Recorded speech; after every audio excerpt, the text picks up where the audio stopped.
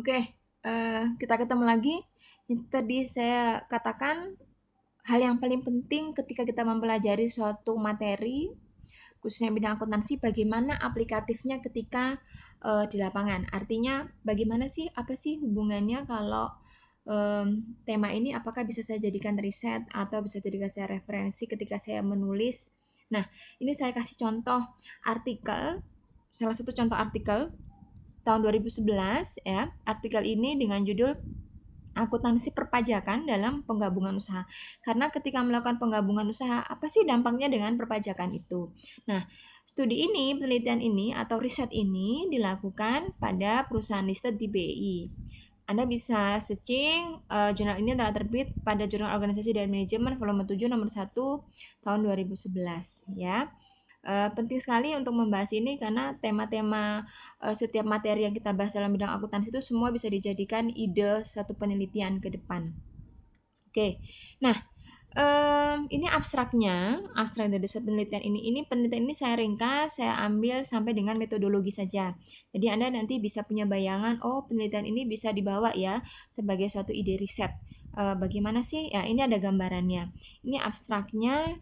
Kemudian menarik penelitian ini dia menggabung, artinya memang penelitian itu beda-beda ya template-nya. Jadi kalau di penelitian ini di pendahuluannya itu di dalamnya sudah ada teori, kemudian sudah ada rumusan. Nah, di pendahuluan juga ada latar belakang. Nah, apa yang dia ingin ceritakan pada 2011 itu ketika artinya ini periode-periode yang lampau ya pada saat itu kenapa apa yang melatar belakang dia menulis ngambil ini. Nanti hubungannya apa?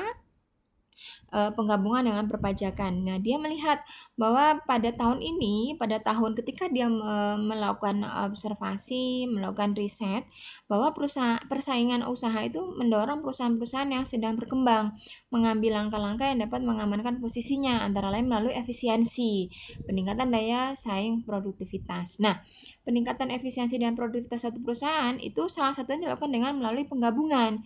Nah, penggabungan di sini dia menggunakan bukan dia. Pada saat itu banyak kan perusahaan menggunakan merger, konsolidasi, ada yang menggunakan merger, ada yang mengkonsolidasi dan akuisisi. Nah, salah satu transaksi akuisisi pertama di pasar modal Indonesia pada periode itu adalah akuisisi yang dilakukan oleh PT Jakarta International Hotel yang melalui pembelian 100% saham PT Danayasa Arta Tama pada tahun 90 dengan dilokalkannya surat ketua BPPAM dengan nomor sekian yang berisikan ada persyaratan yang harus dipenuhi pembelian saham atau persyaratan pada perusahaan, maka kegiatan akuisisi menjadi semakin sering dilakukan. Ini salah satu latar belakang. Dia memberikan contoh ada beberapa perusahaan juga yang melakukan penggabungan ini. Nah, di penjelasan berikutnya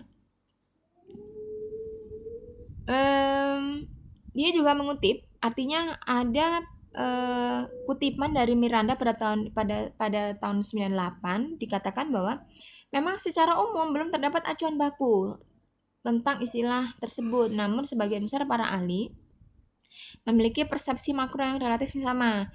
Pada Undang-Undang Nomor 1 Tahun 95 tentang PT menyebutkan bahwa mendefinisikan ya merger adalah, kemudian akuisisi adalah, kemudian konsolidasi adalah. Nah, itu tertera pada tulisannya Miranda tahun 98. Kemudian penjelasan berikutnya, kenapa sih perusahaan mau melakukan penggabungan? Nah, dikatakan di sini BIMS dan Yusuf tahun 98 bahwa ada beberapa alasan yang muncul sehingga perusahaan itu mengambil tindakan untuk melakukan penggabungan. Yang pertama, ada manfaat biaya, ada risiko yang lebih rendah, kemudian ada penundaan operasi, kemudian mencegah pengambil alihan, akuisisi harta tidak berwujud, dan alasan-alasan lain. Nah, ini adalah alasan-alasan kenapa beberapa perusahaan melakukan penggabungan, tapi ada dampak. Artinya, ada pengurangan karyawan dari situ. Nah, dampak itulah yang biasanya menyebabkan orang kehilangan pekerjaan. Ini yang dikatakan BIMS karena ada efisiensi tadi yang disebutkan di depan. Kemudian di teori berikutnya dia juga menjelaskan ada dua prosedur pencatatan. Nah, ada pembelian yang sudah kita bahas tadi barusan, kemudian yang kemarin kita bahas tentang penyatuan kepemilikan atau pooling of interest, ya. Sama, saya akan menjelaskan sedikit apa sih yang dijelaskan di teori ini, bahwa di pembelian ini indikasi yang terukur untuk penggabungan usaha dengan menggunakan metode purchase adalah pengeluaran yang tunai selain biaya penggabungan dan biaya emisi saham dengan perusahaan pembeli. Di samping itu terjadi perubahan kepemilikan. Nah, secara prinsip dasar akuntansi, penggabungan usaha adalah mencatat kos yang dikeluarkan oleh pemilik baru, sedangkan harga perolehan akuisisi pemilik baru merupakan dasar penilaian-penilaian itu yang diperoleh dari perusahaan yang dibeli. Kemudian muncul ada goodwill yang tadi saya jelaskan. Nah, ini ada contoh penggabungan usaha dengan metode pembelian saham perusahaan adalah ketika pembelian mayoritas PT Bogasari oleh PT Indofood, kemudian pembelian HM Sampurna oleh Philip Morris, kemudian dalam kasus ini PT Bogasari dan HM Sampurna menjadi satu divisi atau satu unit PT Indofood dan Philip Morris. Ini contoh teori yang dia kemukakan di sini. Nanti bisa Anda lihat juga contoh-contoh yang lain. Kemudian saya masuk ke penyatuan kepemilikan. Nah, ini ada penjelasannya. Accounting APB nomor 16 tadi sudah saya singgung sedikit di teori yang kita bahas. Mengatakan penerapan pooling ini harus memenuhi 12 kriteria. Nah, satu, atribut perusahaan yang bergabung, kemudian ada karakteristik perusahaan penggabung ya. Kemudian ini ada 12, masing-masing poin ada subnya. Di poin 1 ada 2 atribut, kemudian karakteristiknya di poin 2 ada 7, kemudian di poin 3 ada keadaan transaksi yang direncanakan ada 3, gitu ya. Nah, di berikutnya ada yang paling menarik, perpajakan dalam penggabungan. Apa sih yang menarik? Nah, aspek perpajakan berpengaruh terhadap penentuan metode apa yang dipakai. Apakah dia menggunakan metode purchase atau dia menggunakan metode pooling? Bagaimana pengakuan perpajakannya? Lebih rendah atau lebih tinggi, gitu ya. Nah, di sini penjelasan berikutnya ini ada sesuai dengan undang-undang perpajakan. Kalau saya buat skema, ya. Nah, seperti ini. Sebenarnya ini cukup menarik. Dari dua hal tersebut akhirnya peneliti ini mengambil, artinya dia tertarik mengambil judul ini, yaitu dia merumuskan suatu permasalahan bagaimana penerapan akuntansi perpajakan dalam penggabungan usaha. Nah, penelitian ini bermaksud mengungkap praktik perpajakan dalam penggabungan usaha di Indonesia dengan tujuan mengetahui penerapan akuntansi perpajakan dalam penggabungan usaha.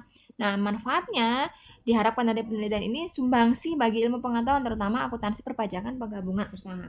Akhirnya nanti bisa kita tarik kesimpulan dari dua metode ini manakah yang lebih relevan, purchase atau pooling ya untuk kasus di Indonesia.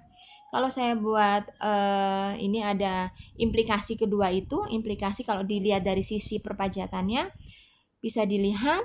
Nah, ketika digambarkan seperti ini, jadi kerangka berpikirnya dia seperti ini, penggabungan, ada metode, dia menggunakan metode apa, kemudian ada pengenaan pajak atas goodwill, kemudian tidak ada pengenaan pajak. Nah, itu ya, itu gambaran penelitian ini secara garis besar.